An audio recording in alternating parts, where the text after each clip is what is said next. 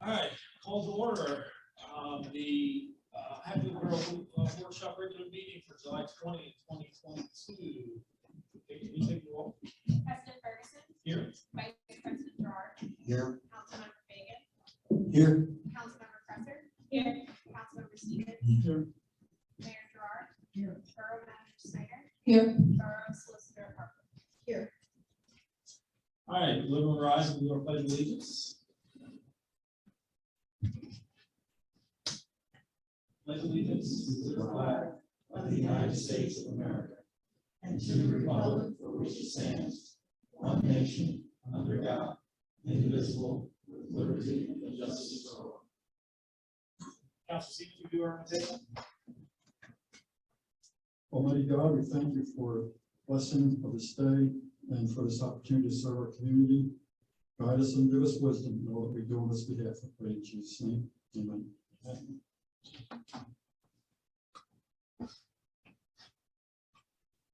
All right, item number 1, approval of the meeting agenda. I'll make a motion. I got a motion from Councilor Gerard, a second from Councilor Stevens. Any questions or changes? All right, all in favor? Aye.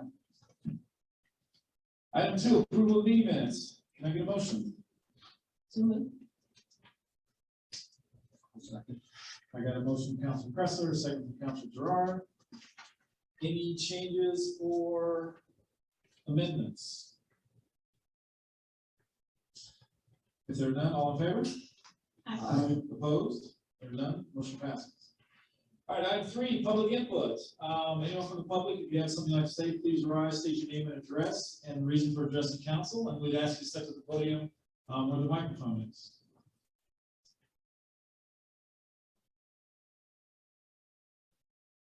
All right. If there are none, we'll go to item 4, announcements. Borough is scheduled to meet Wednesday, July 27th at 8 a.m. here in council chambers. The next planning commission meeting is scheduled for August 8th at 7:00 p.m. here in council chambers. And the next borough council meeting is August 17th. That's the workshop regular meeting here at 7:30 in council chambers. Okay, any questions? We're going through the agenda pretty fast. All right.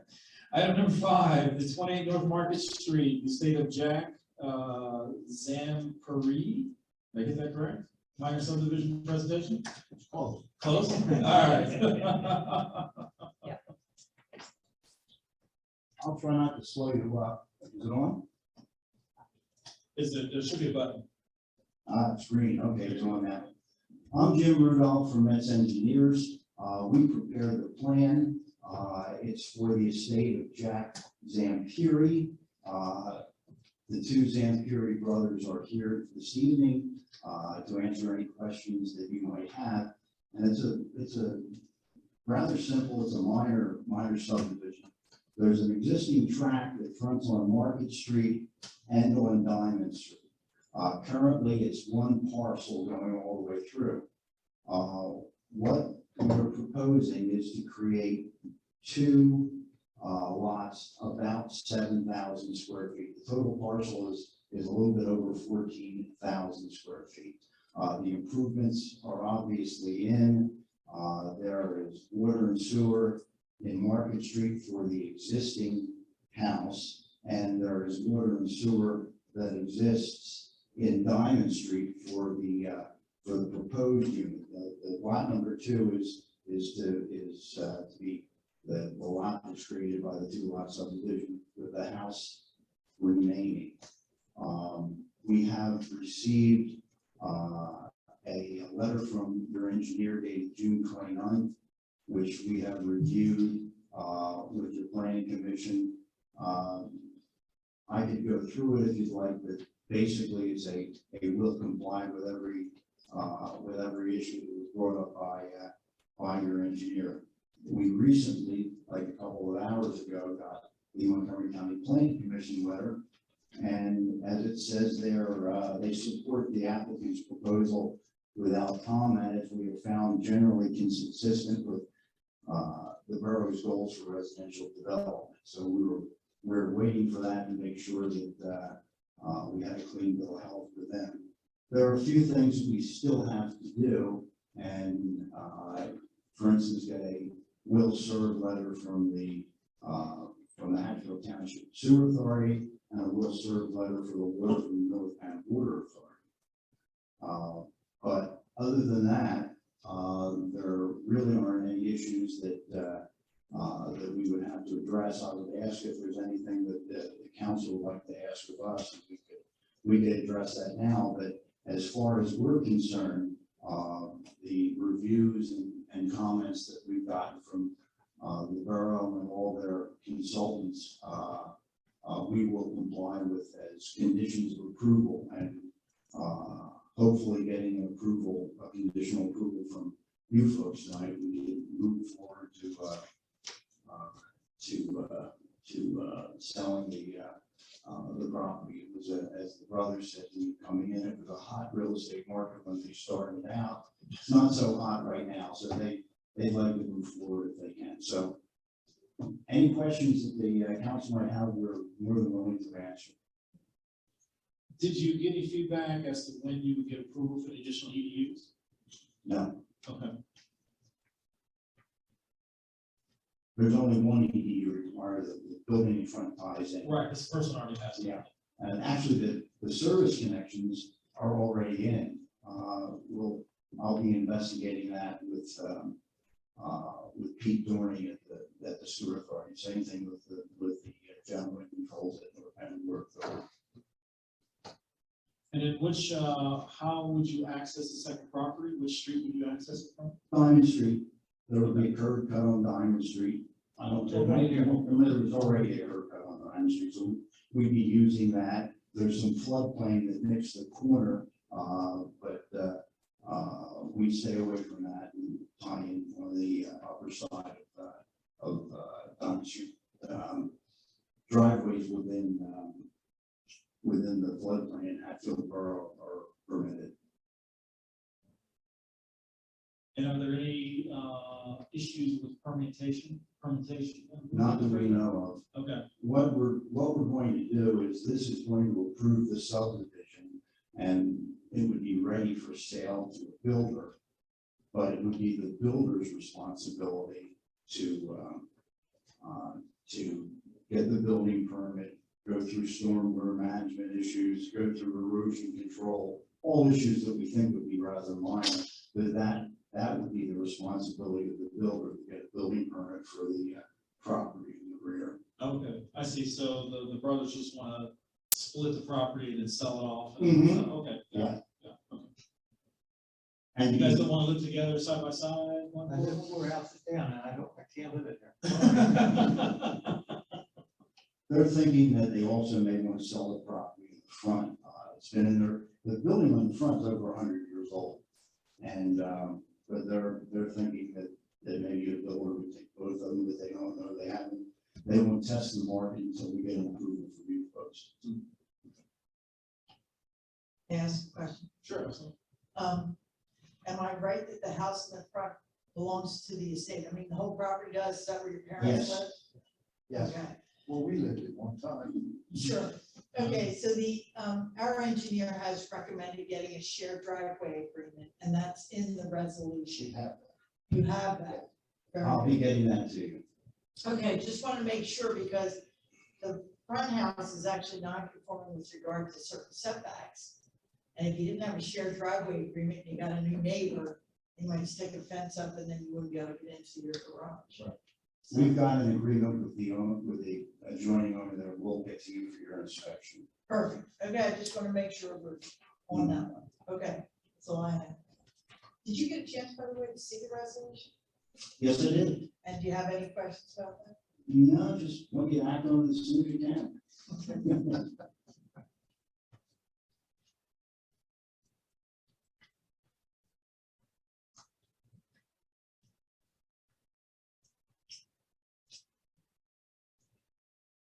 All Are there any other questions from council? Anyone? Public?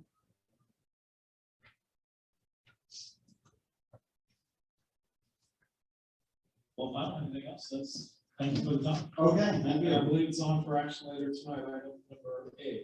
Yes, Yeah. thank you. It shouldn't be too long if you move as fast as you can move so far. That would be great. Yeah, the council students bring up a good idea. If we want to go ahead and vote on it now, we can let you guys take off. You don't have to stay for the whole meeting unless you really want to, so, which we encourage, but. Over here anyway. True. All right. So if there are no objections, we'll skip the action item, or item number 12 action items, and we'll go to item A. So can I get a motion to consider resolution 2022-19, granting preliminary and final approval for the 28 North Market Street estate of Jack Zamperini? Did I get it right? Zamperini. Okay. Minor subdivision.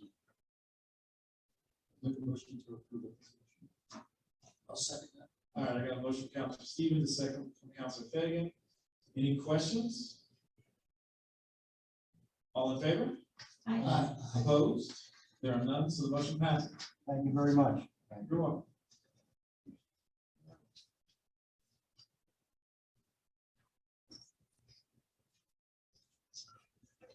With that taken care of, we'll go to item 6, public hearing regarding Comcast cable franchise renewal. Thank you very much. Good night. All right, guys, good night.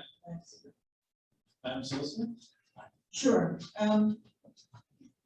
Every 10 years or so, you have to revise and look at your Comcast cable agreement. You previously did this with respect to Verizon, and this year it's Comcast term. So one thing that's part of the process for approving a cable agreement, this would be a 10-year term. The fees don't change. In other words, it's the same percentage as it was before.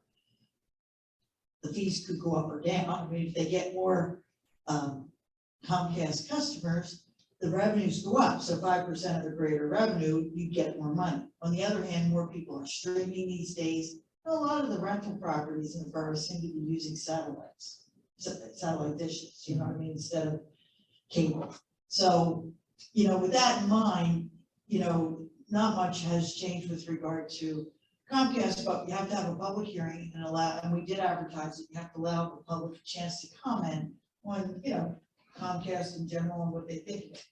The only thing I'd like to do, and I'd like to attach to the minutes, is I would like to have the legal advertising marked as Borough 1 to show that we gave public notice of this in case we don't get that many comments tonight. So I think it would be appropriate at this time to ask if anyone has a public comment, they please come up to the podium, state their name and address, and give their public comment. We have people in the audience, and the minutes can reflect that, but we don't have anybody that wants to talk about this subject. Okay, I will give you also the opening remarks. I'm going to shorten them somewhat, because they look like Comcast wrote them. The public hearing is a preliminary portion of franchise renewal in which the borough reviews the cable operator's past performance and identifies future cable-related community needs. As part of this public hearing, we invite comments from any citizens who wish to speak regarding either or both of the aforementioned subjects. Franchise renewal is the best opportunity for municipalities to assert their rights with respect to cable operator and obtain benefits. Now, the benefits include having Comcast cable in the borough. That may sound funny to us because Comcast is all over southeastern Pennsylvania, but in many places in Pennsylvania, they lack cable service. And so this is one of the things that we're ensuring, for the residents here, that they have that right. Comcast believes it has strong customer service standards, and if any member of the public disagrees, they are free to say so. They also are willing to offer some free services, like a public effective government channel to televise our meetings or something like that. They share their Comcast fees with us, the 5% that I alluded to earlier. And in exchange for that, they will get the right to operate within our rights of way. Put stuff on our poles, put stuff in our alleys, and things like that in order to be able to offer cable service to the whole borough. Some municipalities have an issue where they won't extend far enough And the contract does say that if there's only so many people per mile, they don't have to give you cable service, but that would not be true in Hatfield Borough.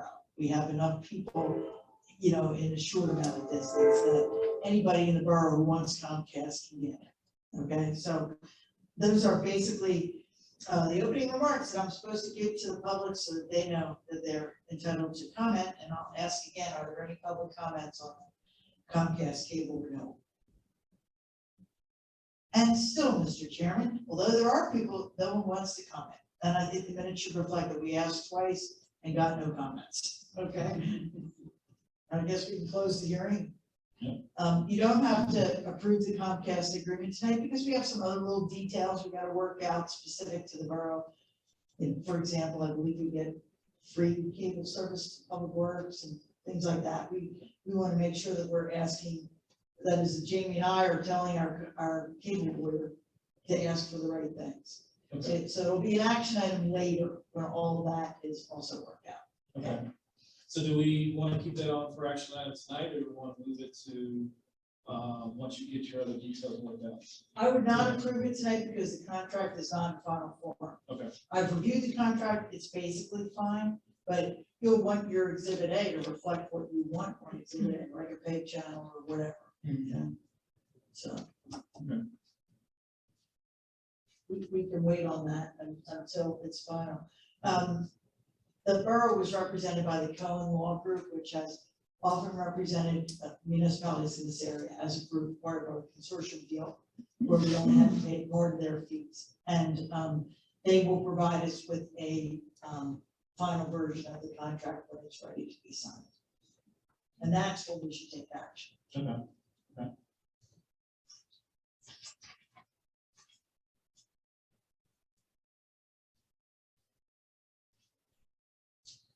All right, since we're going on item 6, we're going to item 7. Excuse me, standing committee reports and the mayor. So we'll start with budget, labor, and finance. So basically, budget, labor, and finance did meet yesterday.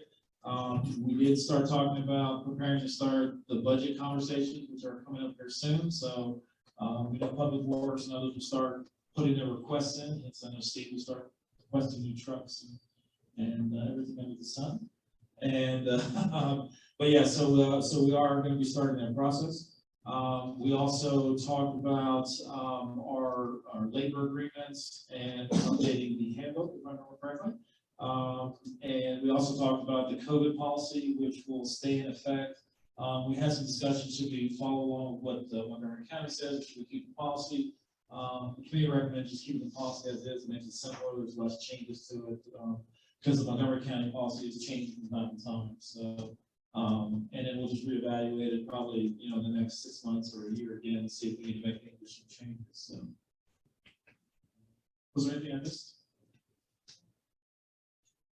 Oh, yes, so, we also talked about instituting a new committee, for the borough, that'd be a communications committee. The idea behind the committee would be one that, sets policies and practices for our social media, for how Lindsay communicates, and also sets strategies for how we want to communicate to the public. One of the things we talk a lot about is electricity. It's a big part of what we do, and so we obviously want to advertise what we do more and let the public know about that. So that would be something the committee would take up as well. So I want to give you guys feedback on that as well and see what your thoughts are to add that committee. Okay. Yeah, so we were debating, should we just add it on the budget, labor, and finance initially to get all the policies kind of set and then create a separate committee, or just, create a separate committee? According to Solicitor Harper, we can set up a new committee anytime we want. So, so we'll talk through that a little bit. What do you guys think? Thoughts? Set up a brand new committee right now, or just kind of group it in with budget, labor, and finance initially, until we have some general policies and guidelines. Yeah. Okay. Okay. All right. Madam Solicitor, what do we need to do? I guess would be the question. I think we described each committee in the beginning in a resolution, so I think maybe we should pull that resolution out and see if it's broad enough to include communications. At the very first one. And the reorg, yes. The reorg, oh, I'm sorry. At the reorg, I know we gave just an outline of like the committees and the descriptions and like our goals or our mission of each committee, and then who was on the committee. And that was just kind of like a paper. I'm sure we could just add communications to that and whoever would be serving on that. And go. Right, let's see whether communications are already encompassed within its duties, and if not, we can add that, and then you can ratify it at a future meeting. Okay. Okay? Yeah, I guess one of the questions would be, would it just be simpler to basically just let budget and finance work out some of the policies and procedures and then hand that to the committee later instead of trying to group it in now and then pulling it out later? Is it just more efficient to just develop it now and the council agree and then start it fresh in January? It seemed like, council agrees that budget, finance, and labor should be in charge of the subject. So just assign it to budget, finance, and labor, and they can work on it. Then if you need a whole separate committee, you can make one up later. Okay, all right, That seems like everybody wants that, right? okay, cool. All right, sounds good.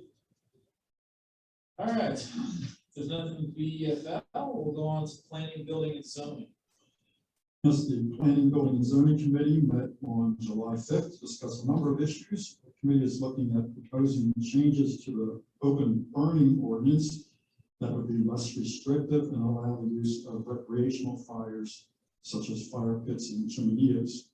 We're also looking at proposing the adoption of a clothing and donation bin ordinance that would establish where in the borough they would be permitted and establish guidelines for their use and maintenance. There's currently nothing in the borough ordinance that addresses these donation bins that seem to be popping up around town. The committee will be working on putting together draft ordinances for council's review and input on both of these issues. As you may know, there's been some interest in nearby communities and here in Hatfield Borough on allowing chickens to be raised for their eggs. The committee does not feel it is ready to put a lot of effort into this subject without first knowing if there is sufficient interest among our residents.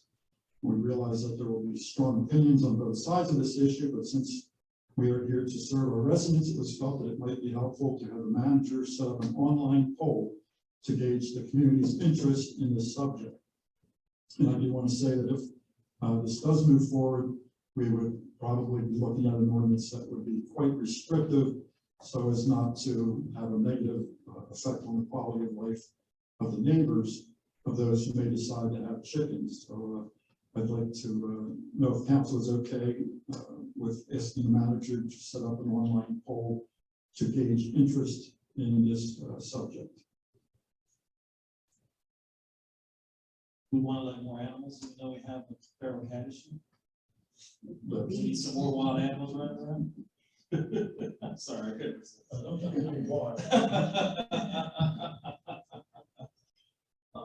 Yeah, my only thought on if we had a survey, sorry, Steve, if we had a survey was, are we opening up a can of worms that is going to be worth it in the end? So we may create, by opening up a poll, we may create controversy, and there may only be a couple of people who'd be interested anyway. That would be my only thought of, should we open up do the survey? So, it was like I said, open up a can of worms. But so the committee itself can feel like we haven't received enough input at this point that there was enough interest for us to move forward, but we certainly didn't want to not move forward if there was actually a lot of unknown interest. Thoughts from everybody else? I think the survey would be good because it gives the residents the chance to decide if they do or don't want to be involved in this. There's a lot of residents that approached me on election day that were interested in this, so that's why we thought we should do a survey for it. Okay. I'm concerned with the surveys for people that aren't like internet savvy, or tech savvy, and they're not even going to know that it exists. So I don't know if we could somehow, I mean, you probably publicize on the websites, that would kind of be a moot point as far as trying to just allow residents who aren't really on the internet that much to participate. When we did the trash haul, the single what's the term, for the single trash one, I guess, that's right. We also had sign up here as well too, where people came in and paid the bills, and give that feedback. Yeah, I think that's Yeah, an so- option as well. Okay. Just to make it as open as possible. So how you ask the question might make a difference also, so make sure the question is even handed. So, because you want people to answer whether they would mind living next door to somebody else who had chickens, in addition to whether they want chickens themselves, right? Should the borough permit homeowners to have chickens is a more neutral question than how do you feel about us allowing chickens in the borough? Well, if you like chickens, maybe you're in favor of it, but it doesn't occur to you that, oh, wow, I hope my neighbor doesn't like it. Yeah. Throw that out there, okay? Again, our thought is, if we do move forward, it would be very restrictive. Similar to the ordinance, like lot size. Lot size and distance from the property, side yards and things like that. Okay. And Number of maybe some chickens. fence and gate. Yeah, I'm sure Matt's gonna love that addition on his workload. So. Okay, so it sounds like everyone's in favor of doing a survey. See what happens. Put something together. Okay. Take interest. Yeah, sure, no problem. I will do both. We'll do something online and we'll do something pen and paper in the office and try to get it out as much as we can. We can even put signs in the window like we did for the single hauler trash. We will try to take care of it from all angles. And we'll let that run for about 2 months and then we'll get the feedback back. Okay. Great, thank you. Yeah, I think to Solicitor Harper's point too, if we can ask a question about having it as your neighbor as well, you know, I think that's an important consideration. So, yeah. Keith and I'll work together on Okay. the language, just so it covers all bases. Thank you. And finally, the committee is taking a look at the zoning map to see if some minor adjustments should be made to it. So we'll report back on that at a future date. That's all I have. All right, thank you, Councilor Stevens. Public safety. We're working on putting together a meeting for next month. Is there some speeding that needs to be talked about? Okay. Want to elaborate on the locations now, or is it kind of a general, or is it specific locations? Tomlinson Avenue and South Wayne. Okay. I also had a problem about speeding on the West Broad Street, complaining about that. So, you know, in that general area. Okay. Yeah, we did a traffic study on Tomlinson about 4 or 5 years ago. I think. So, okay. So some of that information should be available too. So, okay. All right, any questions? All right, we'll go to Public Works, Property and Equipment. We did not have a meeting this past month. All right. Any comments or questions? Answer again. Yeah. How about utilities? Rich? Okay, we just had a meeting last evening and we discussed about behind the meter. Currently, we're still having problems with PP&L getting the generator unit started up because of ongoing situations with them that we don't feel are reasonable, but we're at their mercy. Right now, the peak testing has been pushed back for the to help determine our peak rates, to be pushed back to February next year. That's what it stands at the present time. We looking at an EV grant for in conjunction with both Borough and also with Hatfield Township for charging stations, and it would be a 50-50 sharing in both the Borough and the Township, with the possibility of a charging station here at the Borough building, and in the Township a charging station in one of the parks there. Before this is all done, we need to get some sort of direction in the borough as far as what exactly we want to do, and what other areas we may want to look at for possible charging stations in the future. There's going to be a EV survey done through AMP to find out how many EV cars there are on the borough, how and when people charge them. This is in relation to the grant that, we're looking about, trying to apply for. Excuse me. There's also going to be a public power campaign that we're going to start instituting.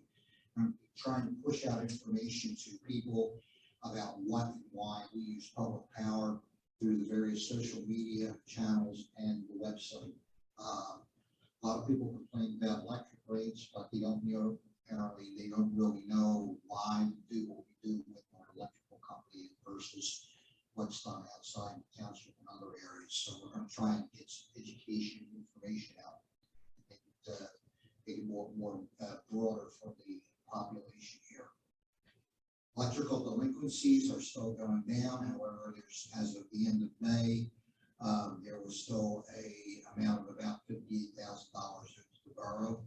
And there were 9 larger accounts that were related to that.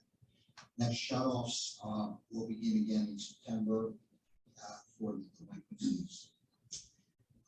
We are also looking at, in light of the upcoming budget preparation scheduling, at a possible, and I stress possible, electric rate increase in 2023. At this point, it's very sketchy, but this is related both to costs related to PP&L transmission, which is expected to go up, but we don't know how much, and other factors influencing our electric charges. So that may be coming down the road. It's very nebulous at this point, but there will be more details about it later on. That's it. Any questions for Rich? The delinquency, what did that start out? You said there's 58,000 left. Like, what did it start at, over 100,000 or? Around. Okay, so you're roughly halfway. After the winter months, when we first started doing shutoffs in April, it was over 100,000. And we've got it down thus far to 58, and we will continue to keep pushing it down. Unfortunately, we just don't do shutoffs during code red, and that makes you not be able to do it during the summer months, but Dave and I already have it scheduled for September. So hopefully we can September, October, and it, weather pending, sometimes you can go into November. So you've made good progress. About 50%. It's really a concern that PP&L's making it hard to do the behind the meter stuff. I'm wondering whether we can get help from AMP or PMEA or the grid, generally, because right now is a peak demand time for us. Yeah. And if we could just use those behind the meter generation, that was one of the things we had planned on using it for. And I don't know whether we can get help. What do you think, Jamie? Can we get help from AMP, who has a seat on the board? No, because it's just a shame that we can't use it now. That was discussed somewhat last night. We were kind of, some people were kind of surprised that AMP didn't hop on top of that. Hasn't been more proactive. But basically, I mean, from my understanding is we're at their mercy because they control the power in, on the transmission lines. Because of legal reasons and also I understand safety reasons, they're trying to be careful, which I understand, but to an extent that, where do you draw the line between being careful and being overly careful? You can't eliminate every risk. So I don't know. Right. I guess I was thinking that if we generate power here behind the meter, PP&L loses. Yeah, well, that's it. That large, big piece of it is the economic factor. Right. So they have no incentive to help us out here, and maybe PJM and AMP has a seat on PJM. Maybe we could appeal to them for help. I don't know. I do know that we talked about it, utilities, and AMP is looking into it and seeing what they can do on their end to see how they can help municipalities that are going through the process or have gone through the process without inhibiting the process anymore. So I think it's like a fine line they're trying to walk, because pushing so far, they don't want specific pushback where our projects are then shut down for even longer. So I think they're trying to manage that, but it is a conversation that AMP is having. And I know that PMEA has also been brought up to speed with that, and I'm sure PJM as well. That's all I have. All right, any additional questions for Rich? All right, how about the HEROC committee? The current committee is not met, but we are meeting this coming Wednesday morning for our most recent schedule. Okay. Next, dual action committee. Dual action committee hasn't met either, and I want to think about how to restructure what we're doing, and I'll have some conversations with you about that, since I know you work with the town managers, or excuse me, the township manager as well. So, all right, how about the mayor's report? Okay, I attended the quarterly meeting of the recycling commission, which was held on July 14th. Our latest grant check will not be available probably until November. The check was received from DEP, but the allocation is based on census, and they wanted to use the 2020 census figures, so that has to be determined. So because we only meet quarterly, the next quarterly meeting is in October, so it has to be voted on. So no checks before November. PFAS, sure we've all heard of PFAS. One of the committee members noted that a PFAS contamination was detected in a well in Massachusetts, but it was found to have originated in an organic mulching facility. So what they are considering requesting on-site mulch to test their mulch for PFAS. And if they go ahead with that, the cost of the testing would be, the commission would cover the cost. So it would be no cost to our side. A new form was received from DEP, and it's the Worker Protection and Investment Certification Form. And this form has to be completed by the participating municipalities and submitted with the 904 recycling right.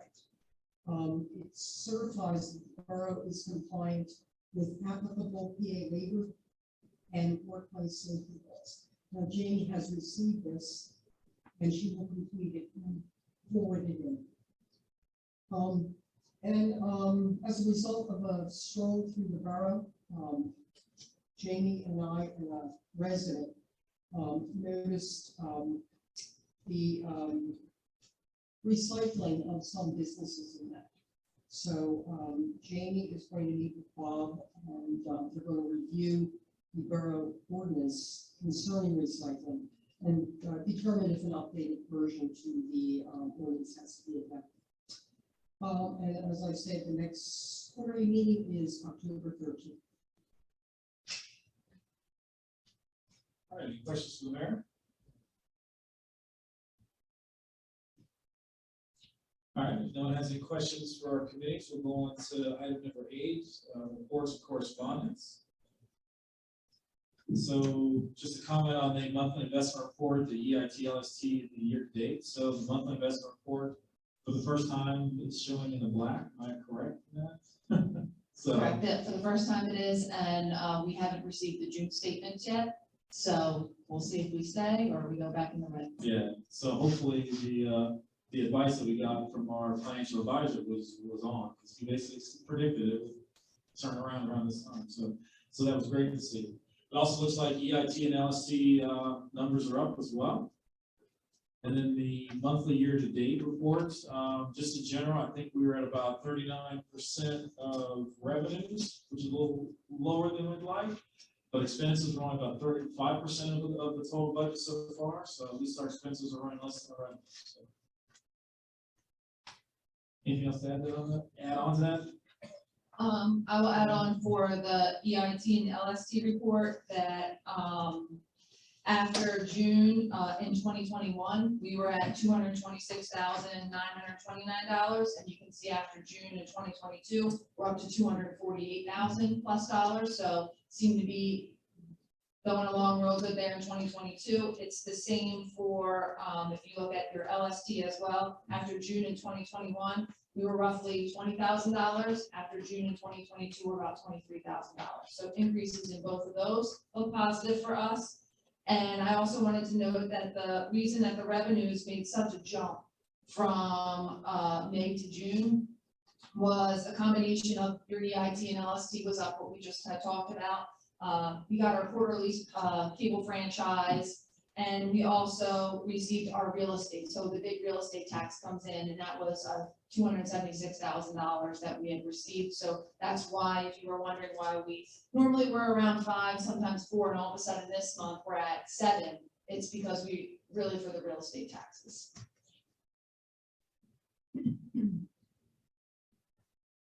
Any questions? All right, if not, we'll go on to our police department report. Okay, there is nothing new to add to the report, except you will see that it looks a little bit different this month as far as the information that's involved. If you wish to go back to the old way of doing it, that's fine, let me know, but this actually breaks it down for any non-zero value for all the agency codes we use, which they're plentiful. So this actually will break it down for you a little bit better as far as exactly what's going on. And then following those 2 pages of the agency code report, it breaks it also down. I can break it down into what's occurring on what days of the week and during those time frames, and those are by general classifications. So I think it gives a better snapshot as far as what's going on in the borough.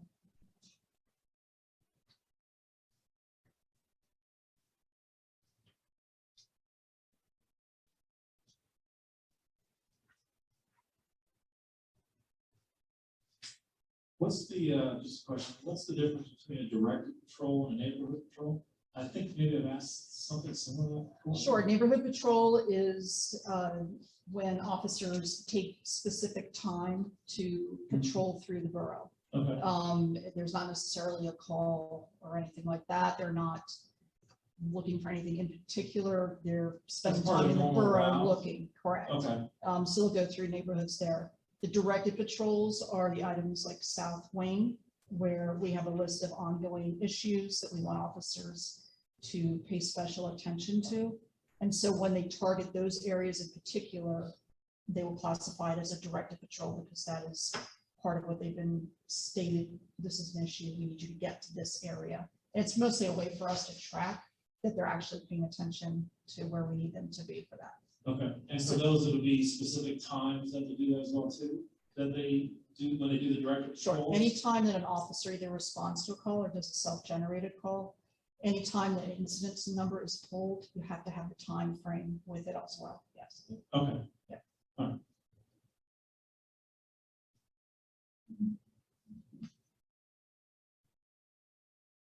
All right, any questions?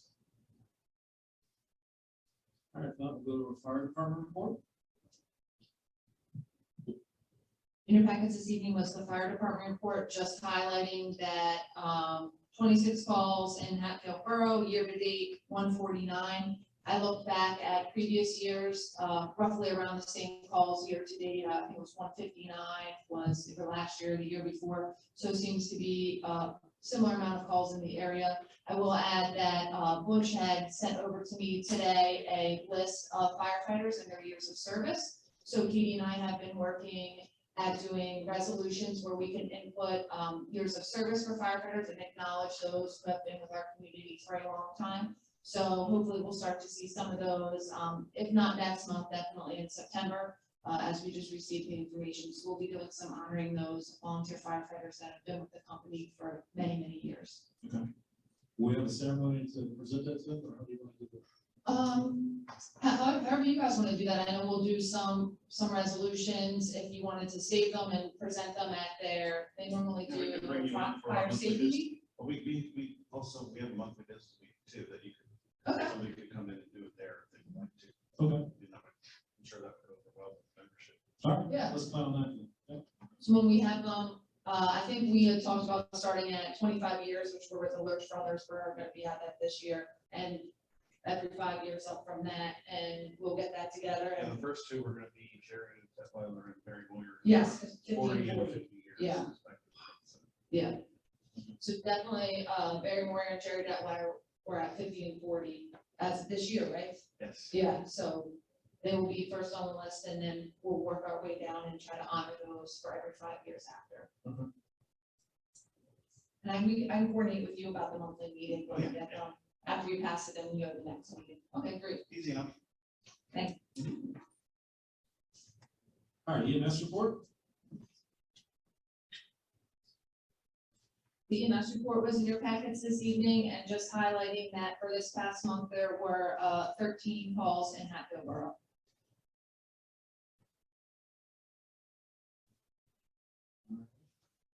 Public Works, Steve?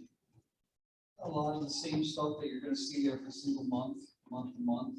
Some of the things we can note would be the house service we replaced with Hard Enough on June 10th.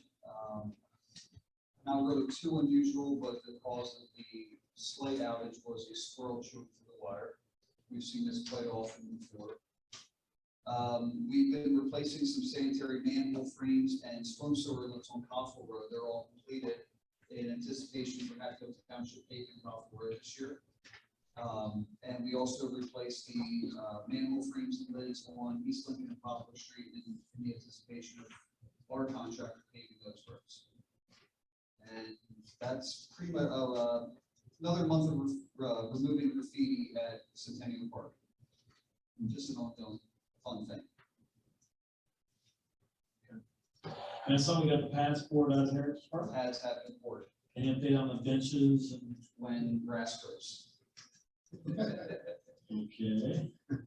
If I put pads down or benches down, it's inviting people to come trampling the grass and the straw that's been put down there, and we're never gonna get grass to grow. Okay. So they will be going down. All right. Any questions for Steve? All right, engineering report? Chad's report was included in your packets. I will just highlight the Broad Street, storm sewer and North Main Street storm and sanitary sewer improvement projects. This is gonna be a big project coming up for us in 2023. We're taking a lot of time right now to prep the HOP. That's a highway occupancy permit with PennDOT. We are in communications. We had talked about setting up a detour. So when work was going on, East Broad, West Broad, or North Main Street would be closed during the day. We would detour around that. That's for a safer work environment and a faster work environment to get the job done. We're currently ran into possibly an issue because PennDOT will not allow a detour because the connector route is also going through a detour at that time. And our detour would push into that detour and overlap. So we brought McMahon in, who's our traffic engineer, and he's working out with PennDOT to see when specifically their detours for the connector route will be active. We might beat their detours because they're still doing work from Allentown to Cowpath, or, you know, they haven't made it to Township Line Road yet. We don't know when they're gonna make it there. But HT2 is definitely in construction for the connector route. So we're just kind of waiting on there. We're also working with North Penn Water to have everything submitted so we can work on the bid package to get this out to bid this year so we can start the project next year. I know a lot of residents on West Broad want access to the alley behind their homes. And that's closed just due to the sinkhole out front, and it's going to continue to be closed. So as soon as we can get this project started, the better to be able to, you know, get the residents back their access.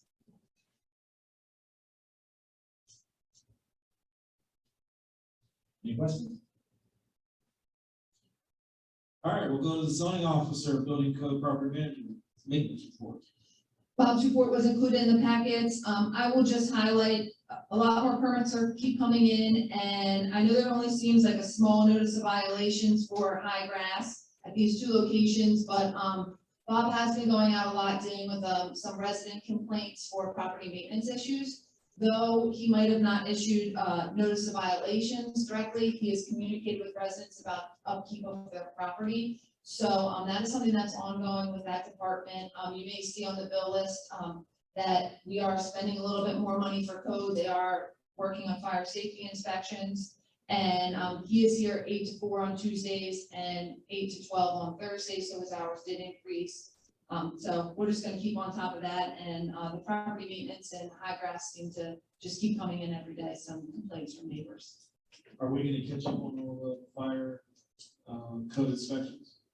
Hopefully he's working. He actually shared a Google Calendar with Katie, so we can see every time he's in town and has inspections, and his weeks are filling up with fire safety inspections. So he is doing them even outside of the Tuesday, Thursday, which I said was fine, because I think we have to catch up. Okay. People have been paying every year, and we haven't done them for 2.5 years. Yeah. Because of COVID. Right. So, I said, whatever we have to do to catch up, that the residents are getting, business owners are getting what they paid for.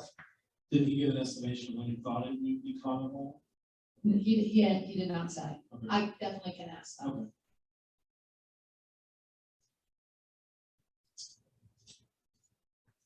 Questions? All right, fire marshal safety inspection report? There was no report included in your packets from the fire marshal, and as I'm aware, over the last month, there was no activity in the borough that the fire marshal had to issue a report for. Okay. And pool advisor, wasn't a report for that either? There was no report for that, and I believe that the representative that does the minutes was not at the meeting, and she didn't attend the meeting, so she was going to see if minutes were done and could be sent in, could be provided for us. Well, I can say with 2 young kids, the pool is very active these days. When it's 95 degrees outside, it's very active, so. All right, if no questions, we'll go on to the manager's report. Item number 9. Just highlight a few items in my manager's report. 200 North Main Street, just want to bring it to your attention. Later in our agenda, we'll talk about the Borough Zoning Hearing Board, but they are scheduled to go to the Zoning Hearing Board in Hatfield Township on July 28th. It was continued till July 28th, so Hatfield Township should make a decision at that meeting for 200 North Main Street. If you, on the 2022 project updates, if you've driven down North Market, you'll see that the CTP Firehouse Flasher brand and the Firehouse Flashers are put up, and I'm working with Aaron in Hatfield Township. I've also reached out to Representative Malagary's office that once the flashers are up and working, that we want to have a ribbon cutting for that. So we're kind of all on the same page, and Anton has been working, obviously McMahon is the traffic engineer, so Anton's been working on this project with a couple of representatives from McMahon. He's going to get me a date with Higgins of when they think they're going to be complete, so I can kind of work with Aaron and schedule a ribbon cutting ceremony. PME update, just let you know, the PMA conference is September 7th through 9th, Penn State, if anybody is interested. Mr. Gerard talked about the AMP peaking project, and unfortunately, we will not make it until winter, which is a shame. I wanted to add that this month, right now, we are going through 1 CP. So this whole month, this whole week in July, we could have been collecting 1 CP peak shavings. So that's just kind of another thing that we had talked about earlier, just really trying to get this project done. Some items of interest is there's an updated project schedule for the ADA and paving. There's an updated project schedule for Broad Street and Main Street, the utility project, and the North Penn School District 2022-2023 tax assessment was included in your packets. And that's all for my report. If there are any questions. You can add that the Hatfield Borough Zoning Hearing Board on 200 Main Street granted it, and that was at their places, right? It's on the agenda for discussion. Oh, okay, Yeah. sorry. You said they were going back to the township. Yeah. The borough actually did grant. Okay.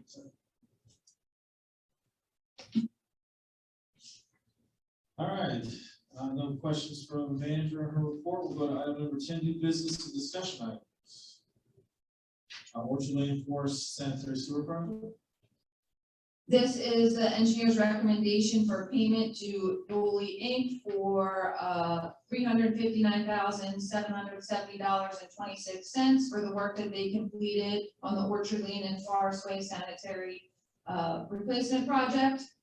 It is contingent upon waiting for final letters from Montgomery County. So this is a CDBG grant. Montgomery County still has to issue their final okay on the project.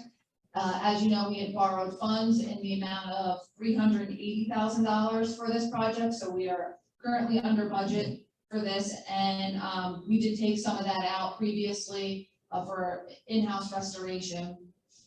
Right now, we're just asking for approval of this. At the next month's meeting, you'll see a resolution to move the money from Harleysville Bank to make the payment on this, but the county isn't ready to issue their go ahead and grace to issue the check yet, so the money's gonna stay in Harleysville Bank for a little bit longer. All right, and that's item B under action. All right, item B under new business, discussion item, the ordinance, 546, for code adoption ordinance. Yes. Remember, we had budgeted to codify the ordinances every few years. When you get a lot of new ordinances, you want to have them professionally edited and put into a code where they belong. So, you know, we passed an ordinance saying section 406 is amended to add new subsection E, which allows outdoor dining. And we did stuff like that. So the codification process helps you put that in, so that when you open section 406, it now includes outdoor dining.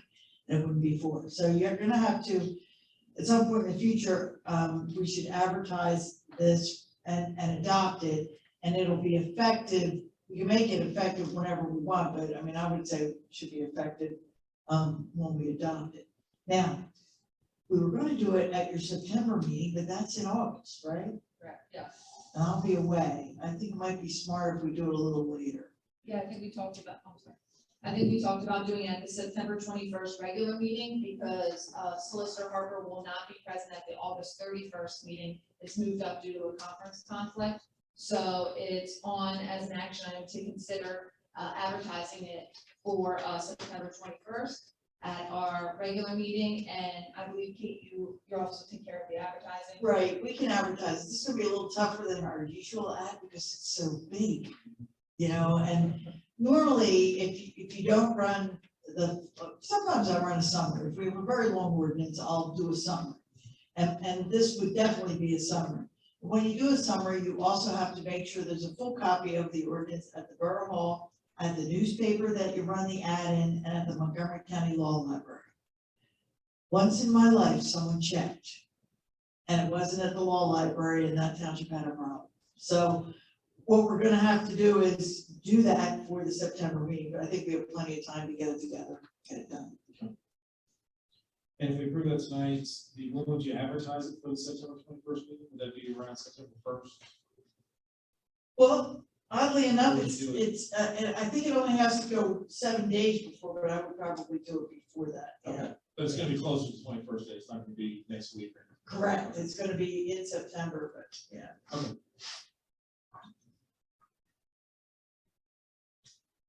It includes zoning ordinances, so I wanna check the code, but I think we may do it twice, because the zoning ordinance has to be advertised twice. The regular ordinance only has to be advertised once. And so, because the zoning code is part of this, I think I will meet those requirements and do it twice. Okay? Any questions? All right, item C, resolution 2022-20, the AM Board of Trustees alternate for Pennsylvania. So, I guess it might have been two or 3 weeks ago, I was approached by Borough.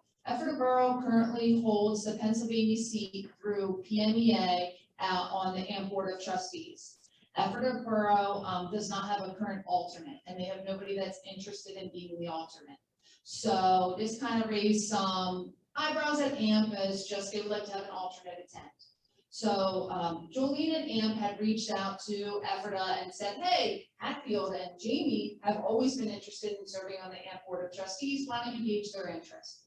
I gauged the interest of the Utilities Committee, who had responded that they think it's a great idea. Hatfield always wanted to get their foot in the door, and we need another person from Pennsylvania to serve on the board.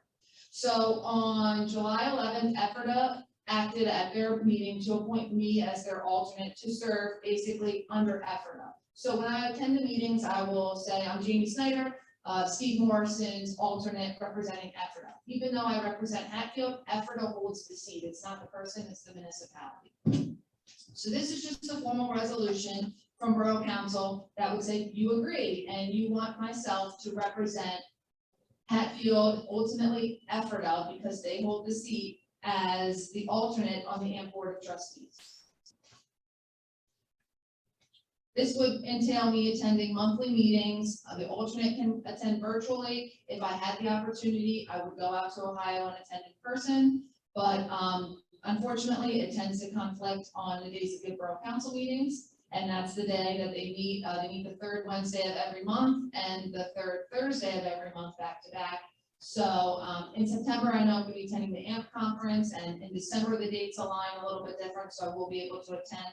I will try to make it out to Ohio as much as I can, because sitting at the table is definitely a different experience than hearing online. But I'm happy to say that this still gets us in the door and a seat at the table at the AMP Board of Trustees, which I feel is invaluable for Pennsylvania and Hatfield-Town. And that's on for consideration as an action item this evening.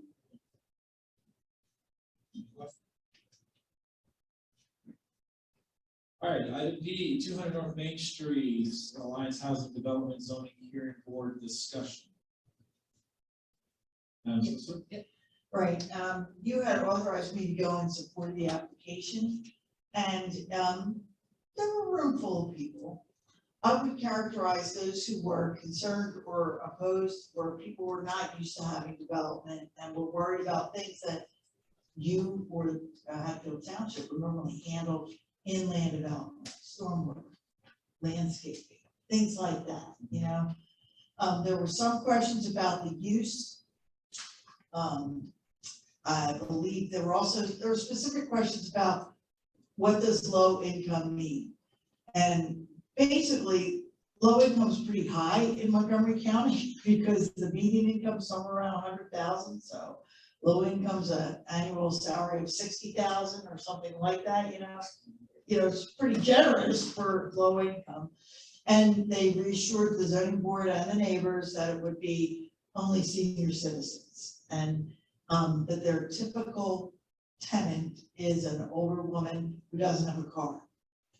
So making it the borough a really great place for such a facility, because the borough is walkable. People can go to places like the post office and shop and things like that, by walking.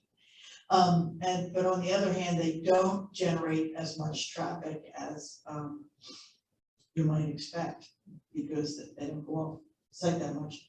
They did also talk about the medical building, which will generate some traffic, but they also expect it'll be used by residents who live in the residential housing that they're putting in right there.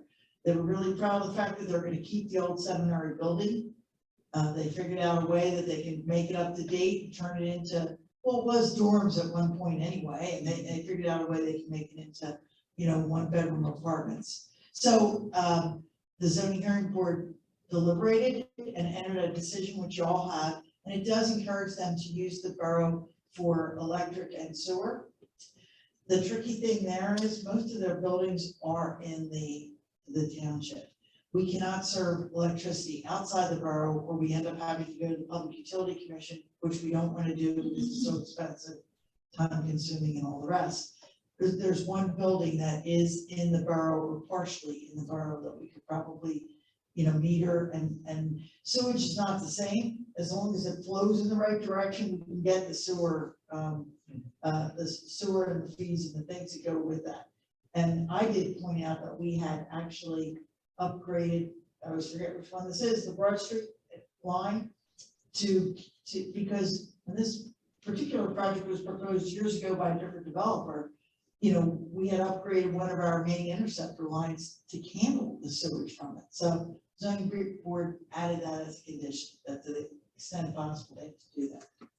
So I thought it went well. I also talked to the solicitor for the township. They had one hearing over there. It was similarly, I wouldn't say contentious, but concerned. There were a lot of residents from the township at the township zoning hearing board meeting, concerned about all the things people are concerned about: traffic, noise, not gonna be much noise, that kind of stuff, from a senior citizen housing place.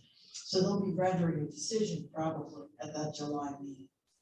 So, see how it goes. Of course, if they don't get approval from both the borough and the township, they can't build. That's basically the update. When you say it was recommended to use our electric and sewer, they're not required to, obviously, even the one property that's in the borough, or the one building? I suspect it's not, the whole building is not in the borough. Okay. I suspect if you put the meter at the other end, you could get PP&L. Okay. And I think that's really the problem. So that's why the zoning board asked them to put it and made it a condition, to the extent possible, to use the borough electric and sewer, because most of the buildings are in the township. They look like they're in the borough, but Yeah, they're, yeah. when you look at the plan, it's got the line on it. We get mostly parking lots and they get mostly buildings. So, the way it is. And you mentioned that, it'd be challenging for us to get the electric that's outside of the borough. I didn't know that was even an option. Is it an option? It's just costly and time consuming to do that? No, we don't want to do anything that causes us to come under the jurisdiction of the Public Utilities Commission. If there were a legal way to have the electric supplied from a meter located within the borough, we might be able to supply all the electricity and not have a problem. But PP&L is gonna be watching, so we have to make sure that we only serve electricity where we're allowed to. They are PUC regulated utility, PP&L is, and then I think they're jealous of the borough of having customers that they would otherwise have in this geography.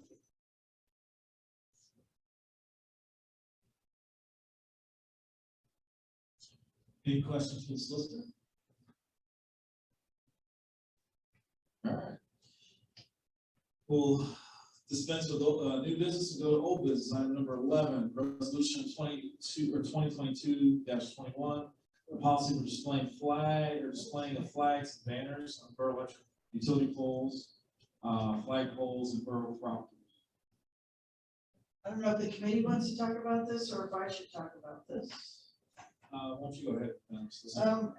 One of the committees had come up with basically a policy to make sure that the borough flag poles are used for things that the borough supports. Thanks.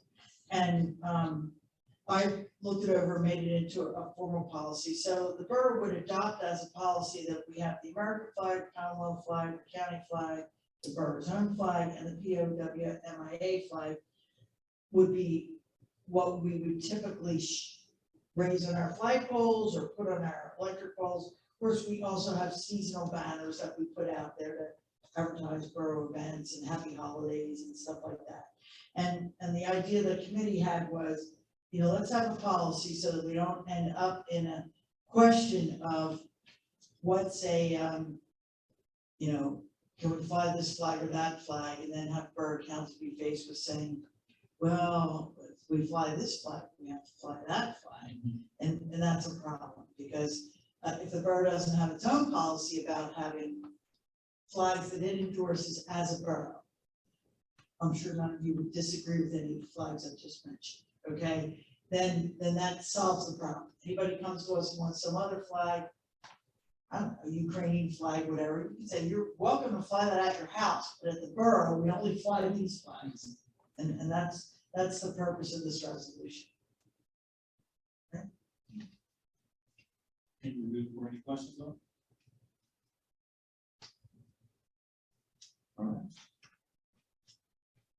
All right. With no other old business, we'll go to action items. We already approved item A, so we'll go to action item B. Motion to consider payment number 1 to Dole Incorporated for the Orchard Lane Forest Way Sanitary Sewer Replacement Project in the amount of $359,770.26. Oh, sorry. Contingent upon the county CDBG program review and approval of the contract document. I'll make a motion. I got a motion from Councilor Gerard, a second from Councilor Stevens. Any questions? All in favor? Opposed? None. The motion passes. All right, item C, motion to consider advertising the proposed Borough of Hatfield Code adoption ordinance and hold a public hearing at the September 21st, 2022 regular meeting. Second. I got a motion from Councilor Stevens, second from Councilor Fagan. Any questions?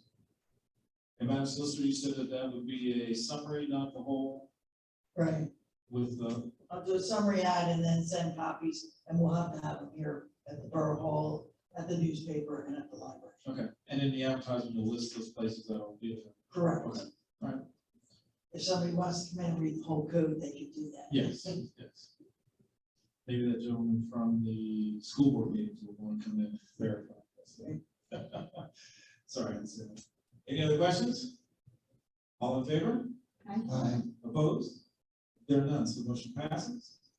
All right, item B, motion to consider resolution 2022-20, appointing Jamie E. Snyder, Heifer Borough Manager, as the American Municipal Power Board of Trustee alternate for Pennsylvania.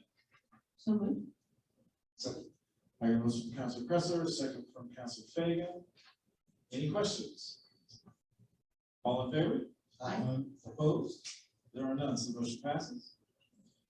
All right, item E, motion to consider resolution 2022-21, policy for the displaying of flags and or banners on borough electric, excuse me, utility poles, flag poles, and borough property. So moved. Second. I got a motion from Councilor Cresser, second from Councilor Fagan. Any questions? All in favor? Aye. Opposed? There are none, so motion passes. Motion to approve payment of bills.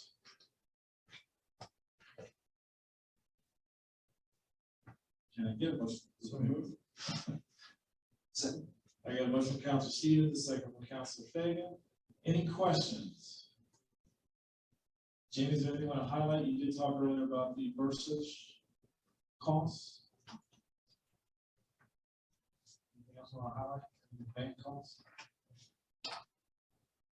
No, I think all your SIN's been doing, which I think is a real help, is making bold the top expenses on the bill list. I think that really highlights, and as you mentioned, it's engineering for both traffic and our regular engineering. Not legal though. Now, I would say, some of the bursary stuff is reimbursable, like Bennett's Court should be reimbursed by that developer, so that'll help a little.